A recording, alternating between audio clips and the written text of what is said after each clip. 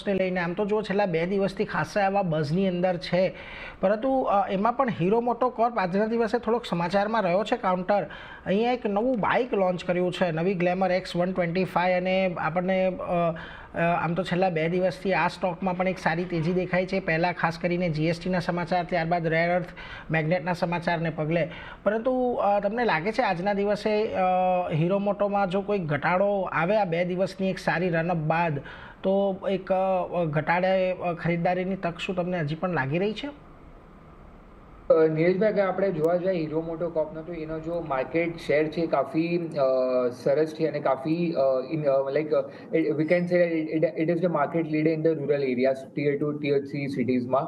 તો અમને લાગે છે કે Hero MotoCorp as a technical bet આપણે લઈ શકીએ છીએ, કેમ કે હવે જે ફેસ્ટિવ સિઝન સ્ટાર્ટ થશે ઇન ધ નેક્સ્ટ 2-3 મંથ્સ, તો એમાં જે ઓટો કંપનીઝ છે, બધી ઓટો કંપનીઝ એ ફેસ્ટિવ ડિસ્કાઉન્ટ અને આપણ આપે છે. અને I guess majority of the trend has been that જે ફેસ્ટિવ સિઝનમાં જે બિકવાલી હોવે છે એ કાફી સરસ છે. તો એના પ્રમાણે હીરો મોટોકોર્પ અમને લાગે છે કે એમાં પોઝિટિવ ઇમ્પેક્ટ કરી શકે છે. અગર આપણે એના કંપની માર્કેટ છે રિકવરીની બારેમાં વાત કરું, તો જે લાસ્ટ ક્વાર્ટરમાં એનો જો બિહારનો માર્કેટ શેર હતો એ ઇમ્પ્રુવ થઈ ગયો હતો ટુ 31%.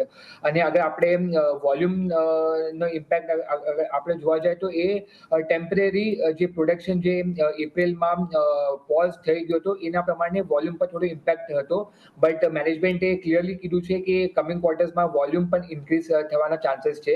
અને જે પ્રમાણે ન્યૂ લોન્ચીસ પણ અત્યારે તમે રાઇટલી પોઈન્ટ આઉટ કર્યું કે જે ન્યૂ લોન્ચ કર્યું છે એના પ્રમાણે પણ જે માર્કેટ કેપ્ચરનો જો એક્સપેક્ટેશન છે એ કાફી હાઈ છે.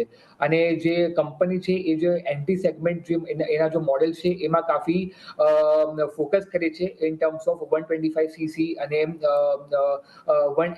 100cc ના જો એક જે સેગમેન્ટ છે એમાં. તો આઈ ગેસ જે સ્કૂટર સેગમેન્ટ છે એમાં જો આઉટલુક છે અમારો એ કાફી પોઝિટિવ છે. અને ન્યૂ લોન્ચેસના પ્રમાણે જે માર્કેટ શેર ઇન્ક્રીઝ થવાના પણ ચાન્સીસ છે ફોર હીરો મોટોકોર્પ. એન્ડ જે મેં રીઝન કહ્યું છે in terms of festive season અને બિકવાલીના જો ચાન્સીસ છે, તો ટેક્ટિકલ બેટ પર હીરો મોટોકોર્પ એન્ડ અધર જે ઓટો કંપની છે એમાં ઇન્વેસ્ટર્સ ડેફિનેટલી ફોકસ કરી શકે છે. જી, તો ખાસ કરીને જુઓ અહીંયા હીરો મોટોકોર્પ પર તમે ખાસ ફોકસ કરીને ચાલી શકો છો, એટલે એના પર એક નજર રાખજો. અહીંયા ઘટાડે પણ જો આજના દિવસમાં કોઈ તમને આવે છે તો એક સારી ઓપોર્ચ્યુનિટી બને છે, કારણ કે આગળ તમને સંકેતો સારા દેખાઈ રહ્યા છે. પરંતુ હવે પ્રિઓપન સત્ર માત્ર અમુક ક્ષણોનો સમય બાકીને આજના દિવસે હવે જુઓ આપણને ખાસ કરીને ડિફેન્સ શેર્સ પર એક ફોકસ રાખવાનું છે, કે જ્યાં આગળ એક મોટા ઓર્ડર આપણને આવતા જોવા મળ્યા છે. ગેમિંગ સ્ટોક્સ આજે તમને નેગેટિવ દર્શાવી શકે છે. આ ઉપરાંત ખાસ કરીને તમારે ભારતી એરટેલ છે એના પર એક નજર રાખજો.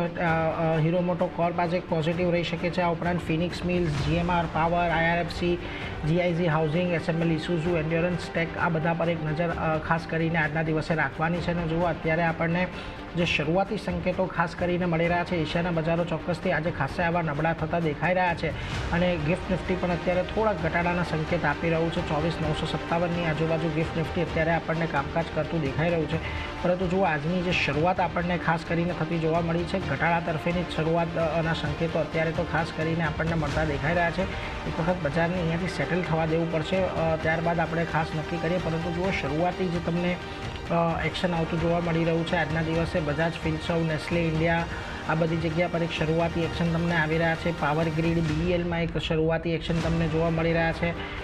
ખાસ કરીને બેન્કિંગની શરૂઆત આજે તમને એક નબળી રહેવાની અપેક્ષા છે.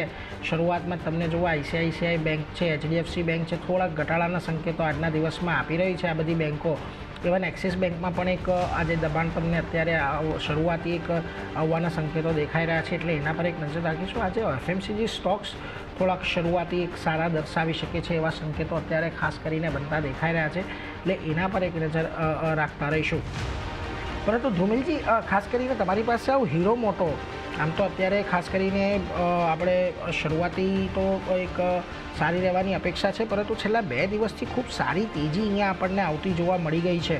અહીંયા કયા લેવલને ખાસ વોચઆઉટ કરશો? કારણ કે જો અત્યારે આપણને 4,800 અને 4,900 વચ્ચે એક સારો એવો ગેપ અહીંયા જોવા મળી રહ્યો છે. આજે પણ એક પોઝિટિવિટીની અપેક્ષા અત્યારે તો કાઉન્ટરમાં છે.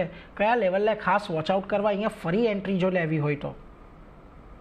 સો ડેફિનેટલી આપણે જોઈએ સ્ટોક એક મેજર રેઝિસ્ટન્સ પાસે આવે છે. બે ટેકનિકલ આમાં આપણે જોઈએ રેશનલ્સ છે. આપણે ઓલમોસ્ટ જોયેલું ઓક્ટોબર 2024માં સ્ટોકમાં એક ડબલ ટોપ પેટર્નનું બ્રેકડાઉન આવેલું on a weekly time frame, અને હમણાં આપણે જોઈએ સ્ટોકનો જે હાઈ લાગેલો in September 2024 which was around 6257, ત્યારબાદ જે લો લાગેલો ઇટ વોઝ 3351, ત્યાંથી જે બાઉન્સ આવેલો 0.618% જે ગોલ્ડન રેશિયો કહેવાય એ છે 5147. સો 5125 અને 5150 આ એક મેજર રેઝિસ્ટન્સ છે. લોઅર એન્ડ પર જે બી પોઝિશન લીધો અહીંયા પ્રોફિટ બુકિંગ કરે ડેફિનેટલી એક ફૂલ એક્ઝિટ લેવાય શોર્ટ ટર્મ પોઝિશન હોય તો. ઘટાડે 4950 અને 5000 આ બે જે લેવલ છે ત્યાં આવે તો બાઇંગ કરો. લોઅર એન્ડ પર એક જે સ્ટોપ લોસ બનશે એ જે 0.5 નો જે રિટ્રેસમેન્ટ છે 4800. સો 4950 5000 ના વચ્ચે બાય કરો, 4800 નો સ્ટોપ લોસ રાખો અને પાછો 5150 આવે બધા પ્રોફિટ બુકિંગ કરવાની સલાહ રહેશે. કરંટ લેવલ્સ પર કોઈ બી લોંગ પોઝિશન ઇનિશિયેટ કરવાની સલાહ નહીં રહેશે.